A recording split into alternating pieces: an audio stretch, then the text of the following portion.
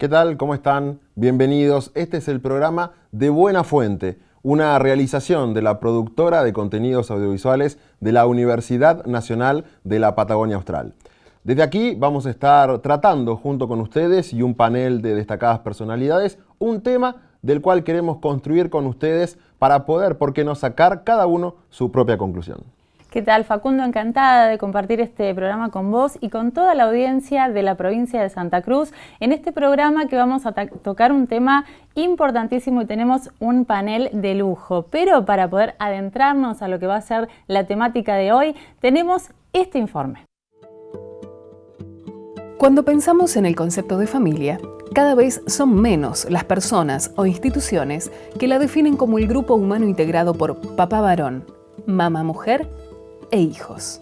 Hoy existen diversos tipos de familias, las monoparentales, las integradas por padres del mismo sexo y las ensambladas, entre otras. Pero, ¿podemos asegurar que un modelo es mejor que otro? ¿Cuál es la función más importante que tiene la familia? Estas son algunas de las preguntas que abordaremos hoy en De Buena Fuente. Y comenzamos entonces nuestro programa de hoy, De Buena Fuente, y vamos a conocer a nuestros invitados. Ya la pregunta está en el aire y primeramente vamos a saludar a Ariel San Román, licenciado en Psicología, docente de nuestra casa de la Universidad Nacional de la Patagonia Austral y además es el representante de la delegación local del Instituto Oscar Mazota. La pregunta en el aire, decíamos, licenciado, cuestiones de la familia. ¿Cuáles son las versiones de familia que son válidas en este momento? Bueno, creo que lo que es interesante en esta época, lo que marca la subjetividad de esta época es el estallido de las estructuras tradicionales, ¿no?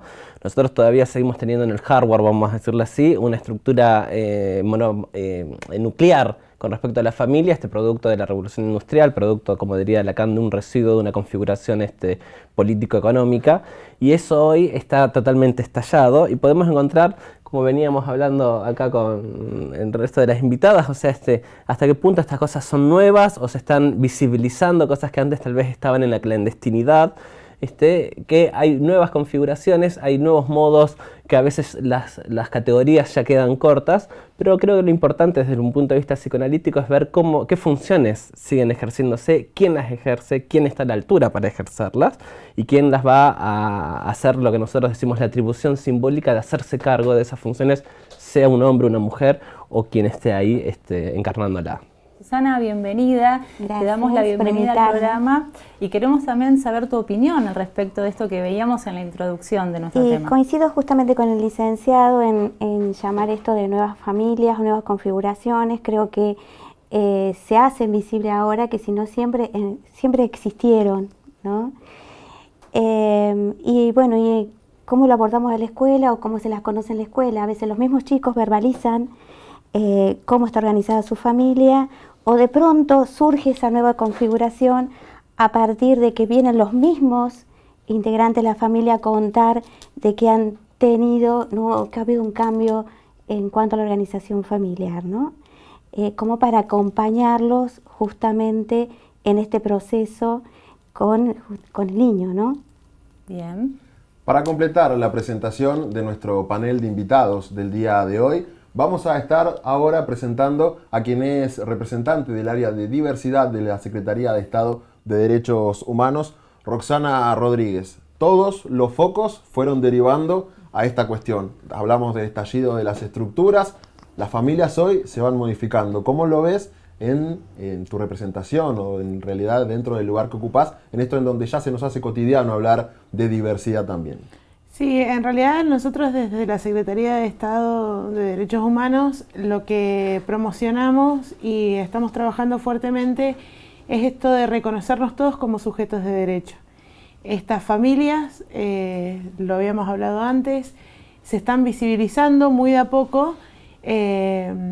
Tenemos leyes que nos encuadran legalmente como las nuevas familias homoparentales, que las legalizan de alguna forma, pero no es más que justamente esto, darles un marco legal. En realidad estas familias siempre han existido, pero no se han visibilizado, no los hemos tenido como realidades presentes, ¿no? hemos querido mantener durante mucho tiempo esto de mamá, papá, 2 hijos, el perrito y el auto.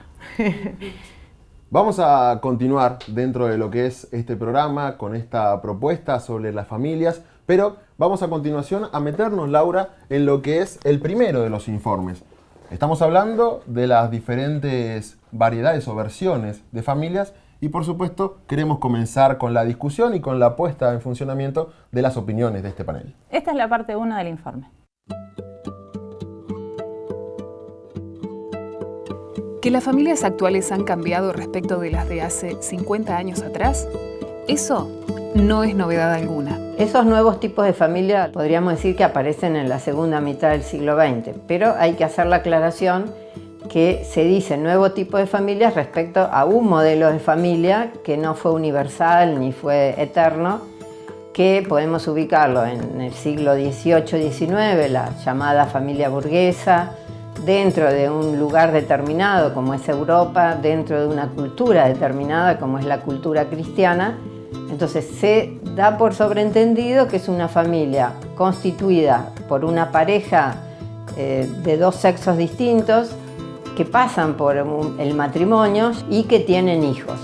Si bien la familia sigue siendo el modelo elegido por la mayoría de los argentinos, según el último censo, 8 de cada 10 hogares de la capital del país están habitados por familias en sus distintas versiones. ¿Y a qué nos referimos con esto de versiones? El modelo madre, padre, hijo en contrapartida con los matrimonios igualitarios, los hogares monoparentales y las familias ensambladas. Los nuevos tipos de familia no necesariamente están constituidos por una pareja que se ha casado, ni por una pareja integrada por miembros de distinto sexo, ni con ese mandato, entre comillas, de tener hijos.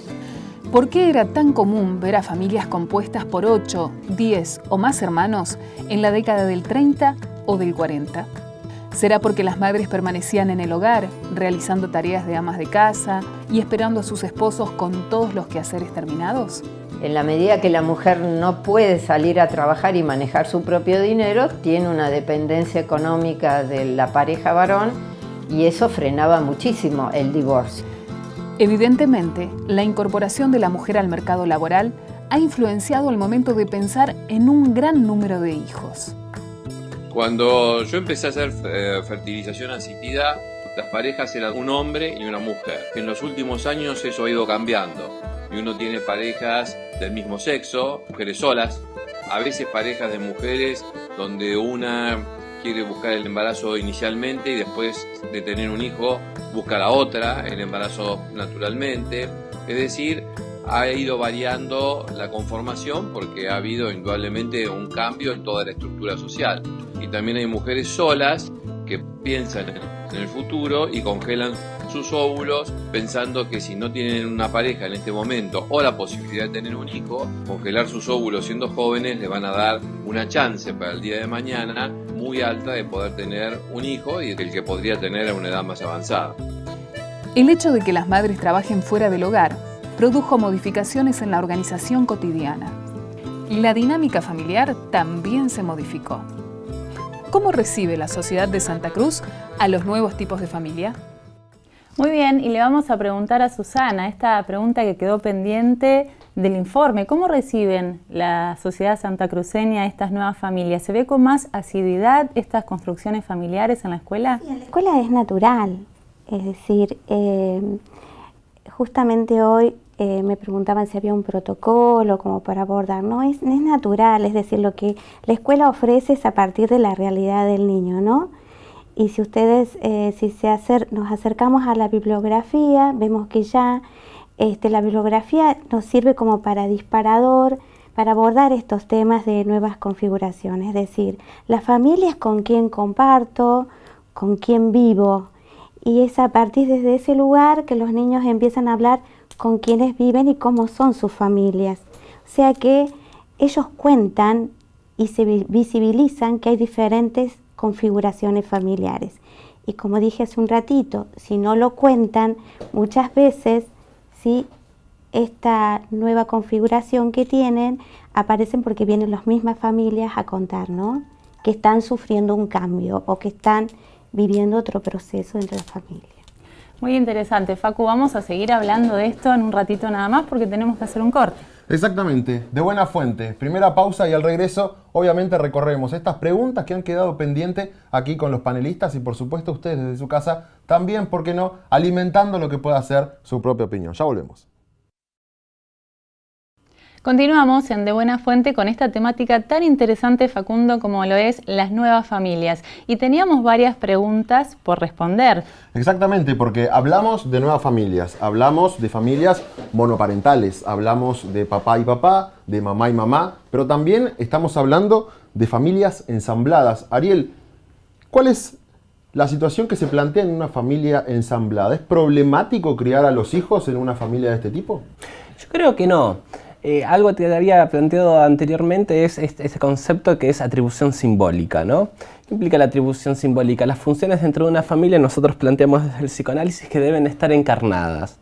Es decir, que nosotros hoy planteamos que hay toda una cuestión con respecto a la caída de la autoridad. La autoridad es que una enunciación tenga un autor, ¿no? Entonces, lo que podemos encontrar hoy en las familias ensambladas es que si entre los sujetos, entre los diferentes sujetos ensamblados, ¿no?, sobre todo los adultos, se autoriza, por un lado, a aquel al que está al frente a ejercer una función, ¿no? Esto que me parece mucho, no retes porque son mis hijos, no son los tuyos, ¿no? Yo no considero eso como una propuesta muy acertada dentro de una familia ensamblada. Y luego está la contraparte de eso. Si uno tiene ganas de ejercer esa función, ¿no? No solamente digo de retar, eso es lo que uno siempre más escucha en la queja, sino lo que es orientar a los niños, darles una orientación sobre cómo poder encontrar satisfacciones, etcétera, ¿no? Entonces ahí considero que no hay nada de malo con las familias ensambladas, si en tanto se permita, primero uno decida ejercer funciones y se le dé lugar la otra persona que está al frente, aquel que tiene un deseo decidido de ejercer una función, ¿no? Y ahí a veces podemos encontrar contrapuntos que van más allá de la familia cuando encontramos a veces otros tipos de instituciones como judiciales que a veces quieren como obligar a un sujeto a ejercer una función o peor aún, sacarle a un sujeto una función que había decidido, por ejemplo, de tener una función de orientación paternal y que viene una decisión judicial, no, ahora este niño le tiene que decir padre al padre biológico por una demanda judicial. Son complicados, ¿no? Pero el punto es el respeto de dejar ejercer y la voluntad de asumir una función. Ariel, ¿y son válidos estos conceptos que son, digamos, de conocimiento o de manejo popular? Esto de, yo tengo una familia ensamblada, como hijo soy parte de ella y tengo mis papás biológicos, pero además tengo mi papá del corazón y mi mamá del corazón también. Sí, por supuesto, ¿no? Yo siempre digo, cada uno, como dice una canción de los Beatles, cada uno cosecha lo que siembra, ¿no? Entonces, uno adopta a sus padres, por más que sean biológicos, ¿no? Entonces, ahí uno va a tener que saber qué ofrecer, qué sembrar, para que esos hijos o hijas que vienen ahí, lo puedan a uno darle el respeto que uno sembró, ¿no? Muy bien. Vamos a seguir debatiendo sobre estos temas, pero a continuación, Laura, estamos tocando algunos temas que en la continuidad de los distintos informes vamos a volver a reiterar, porque es importante que tengamos un abanico general de cuestiones para obviamente poder trabajar sobre inclusive lo que a nosotros mismos nos pasa, porque creo que muchos de nosotros se están viendo reflejados con las situaciones que ponemos aquí sobre la mesa, sobre este debate, sobre esta conversación, y lo que a nosotros, o en nuestra niñez, o actualmente, también nos está pasando. Bueno, es muy interesante que nosotros podamos dialogarlo aquí con este panel que tenemos en el día de hoy, y ustedes en la casa también a partir de lo que ven en los informes. Es por eso que les presentamos una nueva parte de ellos.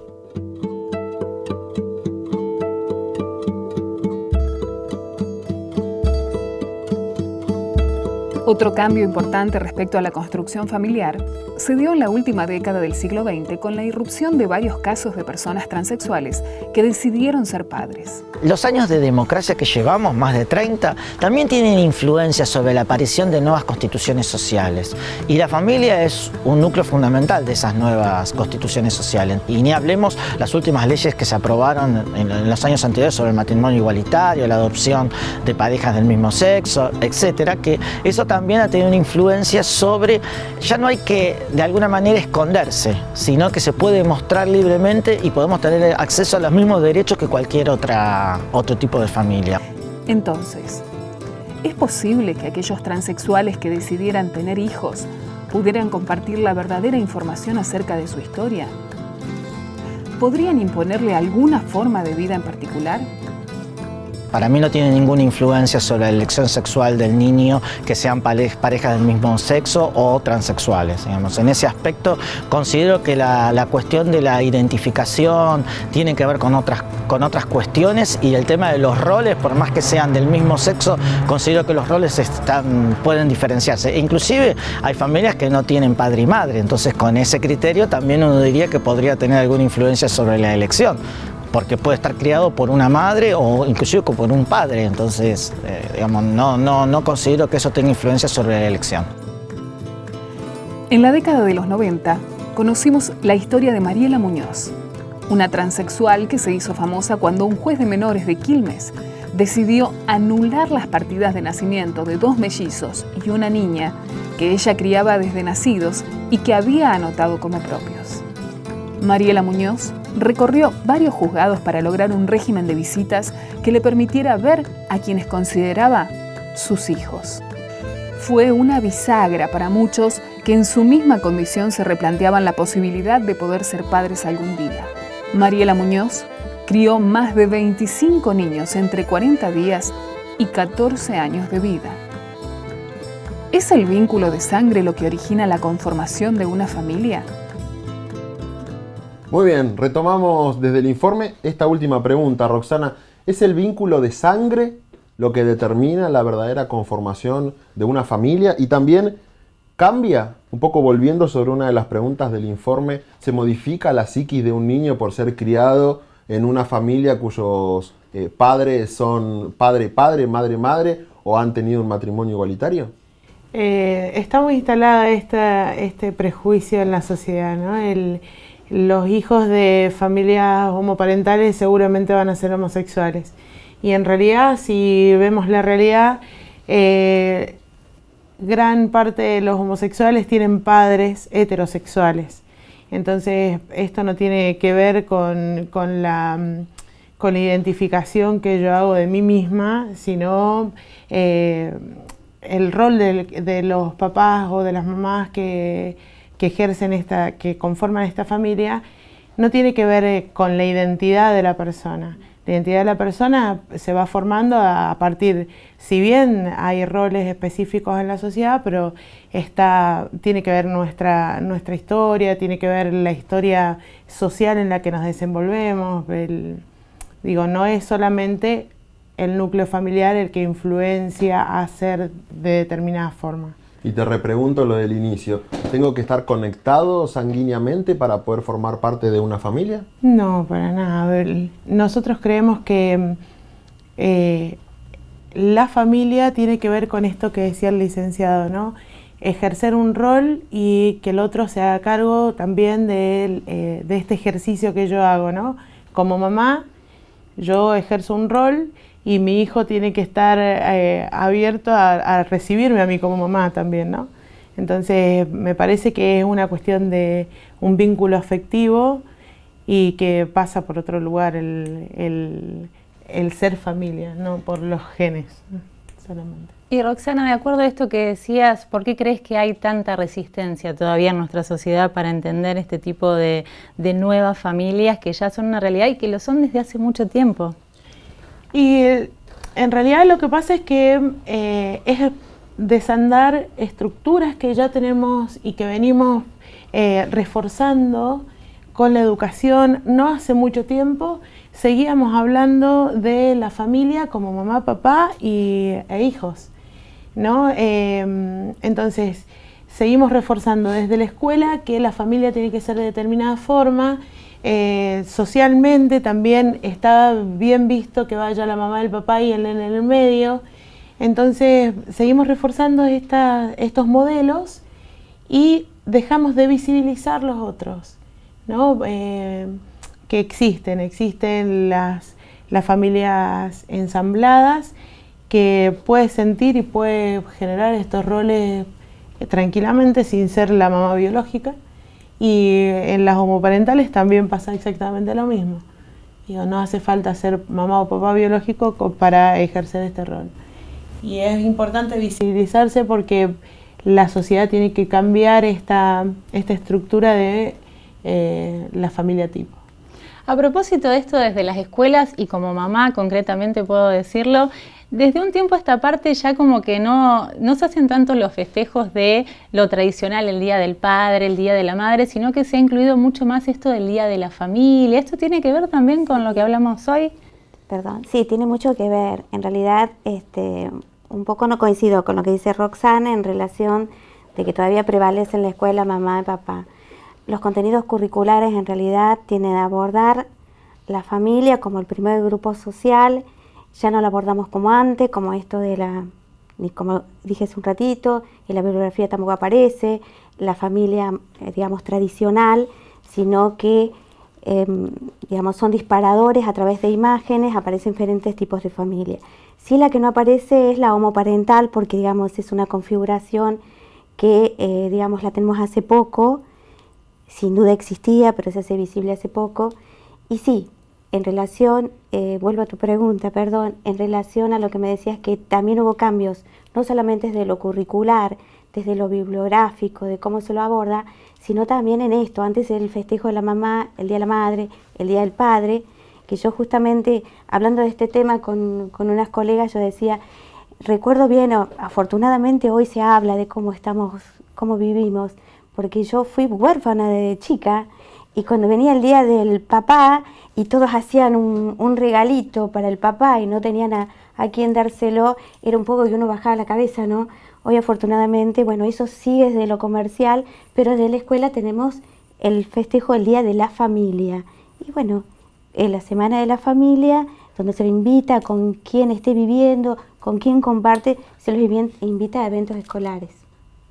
Laura, para dejar preguntas para lo que se viene en el próximo bloque, podríamos estar hablando también de una nueva situación o una situación que ahora se está conociendo un poco más continuamente o comúnmente por toda la influencia que obviamente tenemos en la multipantalla y en los distintos medios de comunicación y formas, por supuesto. Pero vamos a despertar una pregunta para analizar en el próximo bloque y esto tiene que ver con ser madre soltera, hablando un poco de los prejuicios y de los estigmas. ¿Está bien ser madre soltera? ¿Elegir ser madre soltera? ¿O estamos hablando de una elección egoísta? Bueno, lo sabremos después de la pausa porque tenemos que hacer un corte muy pequeño. No se vaya, enseguida regresamos con más de Buena Fuente. Promediando la parte final de nuestro programa de hoy en De Buena Fuente, hablamos de nuevas familias y tenemos ya una referencia con todo lo que hemos visto, pero hay un nuevo modelo de familia que son aquellas mujeres que eligen tener solas a sus hijos. Exactamente, y del bloque anterior habíamos dejado una pregunta que es específicamente, ahora direccionada para Ariel. ¿Es egoísta que una madre decida tener un hijo sin padre? No sé si es egoísta, me parece que el hecho por sí solo no dice nada, habría que ver el caso por caso.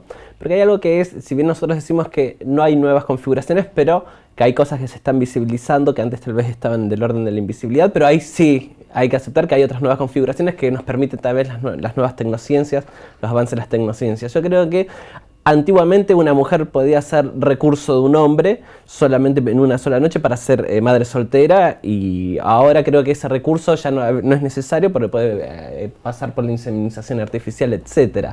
El problema no es que decida ser madre soltera, el problema es qué uso va a hacer de ese producto que va a tener.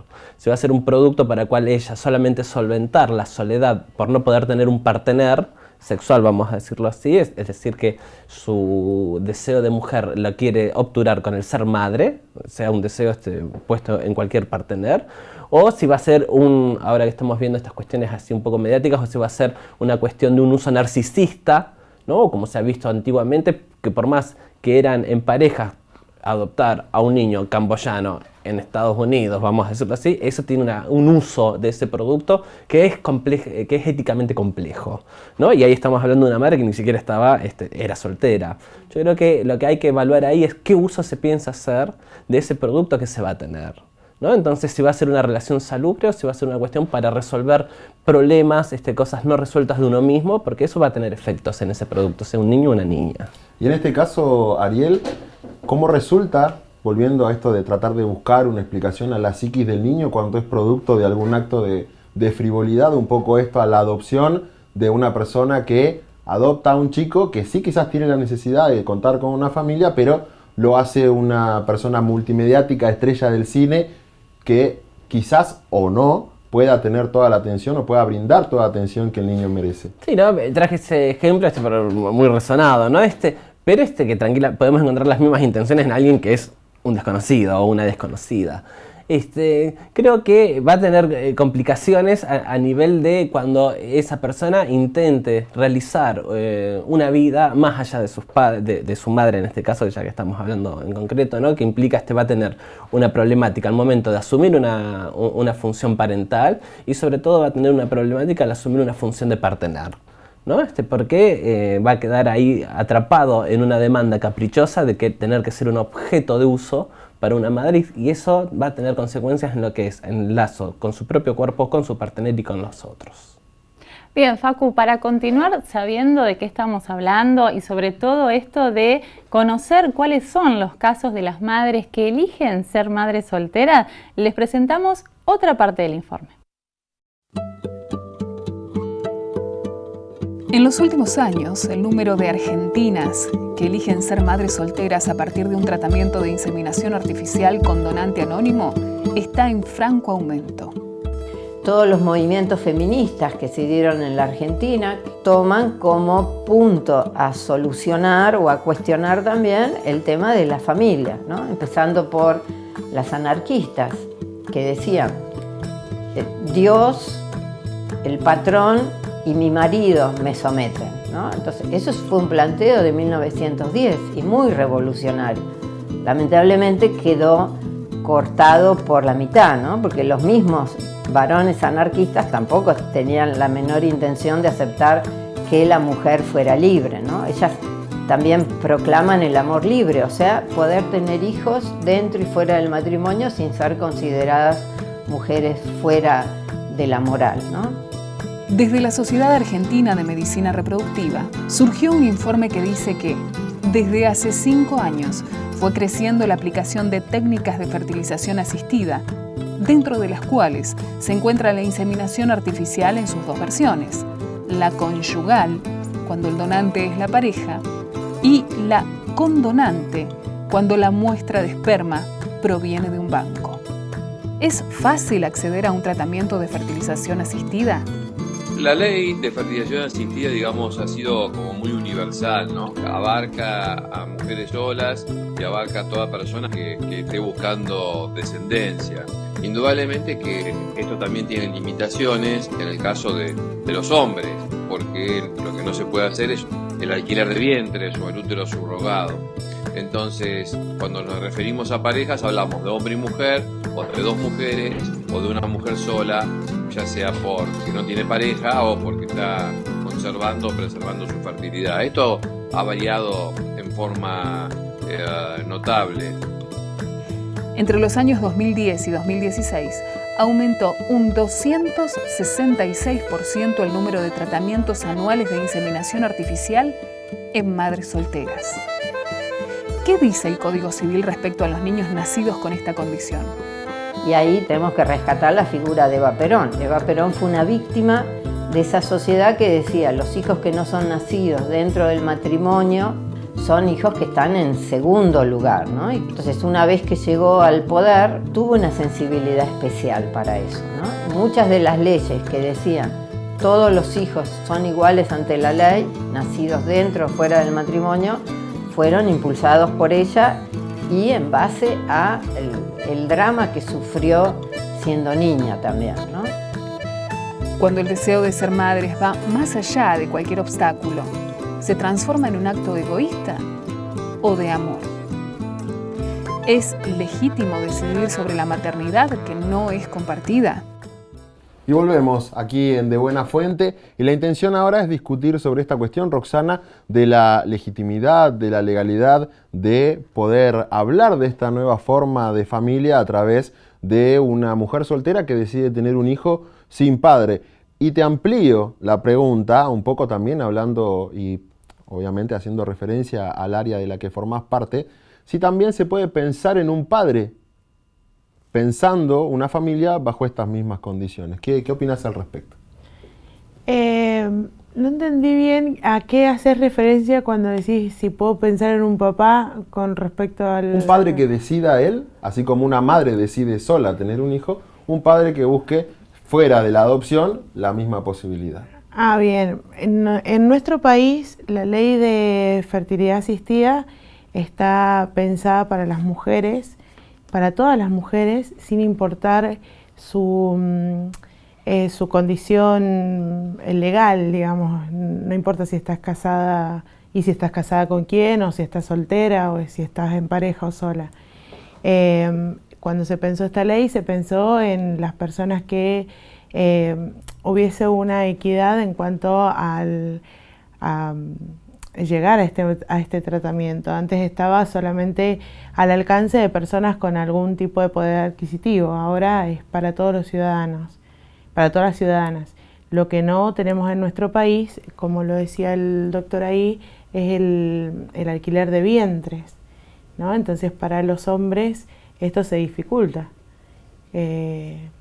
No están contemplados en esta ley de fertilización asistida, pero sí las mamás, las mujeres pueden convertirse en mamás, bueno, como el caso de esta chica, de esta actriz que recurre a un banco de semen, o con con su pareja podría haber sido también. ¿Y estás de acuerdo con que el hombre pueda también optar por estas vías, suponiendo que están dadas todas las condiciones y se puede aquí también acceder a un alquiler de vientre para poder lograr este objetivo? A mí me parece que sí. Yo personalmente digo, todos tenemos derechos que deberían ser respetados. Por ahí la ley lo que hace es facilitar o encuadrar legalmente estos derechos. Creo que seguimos avanzando, o que deberíamos seguir avanzando en esto, ¿no?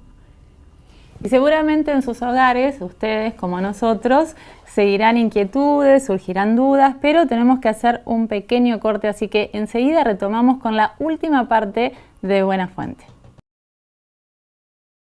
Y nos metemos en el tramo final de Buena Fuente, Laura, y la intención ahora es compartir con todos ustedes y también con nuestros panelistas, y hablando de esto de las familias ensambladas, la historia de Natalia. Ella es mamá de una familia ensamblada y esto nos cuenta. Yo tengo una familia ensamblada, mi marido tiene 4 hijos con su anterior matrimonio y una nena de 7 conmigo y un bebé en camino. Además de tener una familia ensamblada, vengo de una familia ensamblada.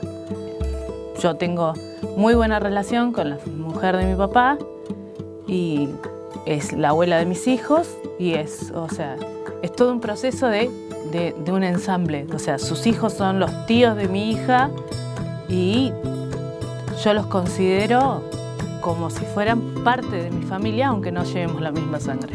Yo creo que hoy es mucho más natural el hecho de las familias ensambladas. Los chicos cuando lo viven de chicos lo naturalizan. Ellos se crían en ese mundo y lo toman como algo natural y lo expresan como algo natural. Es complicado cuando tenés que hacer un árbol genealógico. Aprender a disfrutar el momento con el que te toque sin estar destacando los defectos o los errores que cometió el otro. Hay una sola madre y un solo padre. Uno puede querer mucho a los chicos, el valor de su mamá va a estar siempre presente y el valor de su papá va a estar siempre presente. Vos podés cumplir con determinadas funciones en ausencia de, estar en el momento en que quizás no está una de las dos partes, no olvidar de que no, suena feo, pero no olvidar de que no sos la madre, sino que sos eso, alguien que lo quiere mucho, pero que no viene a ocupar el lugar de nadie. Hay cariños para todos. Yo tengo una muy buena relación, es como mi mamá del corazón, la mujer de mi papá, porque ella ha estado en los momentos en que yo la necesité, pero no reemplaza a mi mamá. Son dos personas a las que yo quiero mucho. Esto debe verse muchísimo en la escuela, que ustedes deben tener muchísimos niños con familias ensambladas. ¿Y cómo lo viven desde los procesos de aprendizaje? ¿Es más o menos lo que dice Natalia? De manera natural. Los niños en realidad cuentan de que sí, porque mi hermano o mi papá, es decir, no hacen la diferencia. Sabemos nosotros que son familias ensambladas, pero no lo viven de manera totalmente natural. ¿Y los propios docentes también lo viven así? También, sí, porque como decía hace un ratito, es decir, ellos lo verbalizan a partir de diferentes disparadores, nos van contando cómo están configuradas sus familias, ¿no?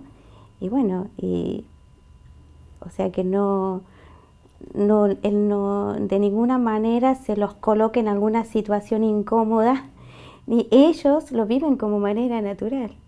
Me quedé muy interesada en que volvamos sobre un punto, Facundo, que tiene que ver con esto que decía el licenciado respecto a los hijos que se toman como un producto, para que nos quedara un poco más claro a qué nos referimos con eso en esto que estamos viviendo acerca de las nuevas familias. Bueno, desde el psicoanálisis planteamos que un hijo o una hija viene al lugar de un producto, pensándolo desde un punto de vista matemáticamente, ¿no? Como el resultado de operaciones, funciones y lugares, ¿no? Que un hijo, una hija, un sujeto, es producto de una historia, de qué funciones se ejercieron, qué lugares hubieron ahí. Por eso ahí, en ese punto, tal vez, no sé si se toma de un modo natural, se naturalizan tanto. Hay quien, vamos a hacerlo así, esas funciones se ejercen que permiten eso, porque también encontramos chicos en familias ensambladas donde, por más que hayan estado desde muy chicos con un sujeto, con un padre, o con un hombre, con una madre, que vendría a ese lugar y no los aceptan nunca, porque captan que ese sujeto es una impostura, o que realizan algún tipo de falla que ellos no consienten a decirles, él no va a ser mi padre. Y por más que estén desde los 2 años o a veces hasta de 1 año, ¿no? Y hay a veces que encontramos lo contrario, que aparecen familias ensambladas con chicos de 15 años, de 14, uno dice, bueno, ya tuvo toda una vida, y que captan un rasgo que uno dice, él va a ser mi padre, ¿no? Y que le preguntan, cuando aparecen eso, a partir del lapsus, o que les dicen a las personas, te puedo decir papá, te puedo decir mamá, ¿no? Donde captan que hay algún deseo decidido del otro lado, ¿no? Por eso se naturalizan tanto que hay quien propicie.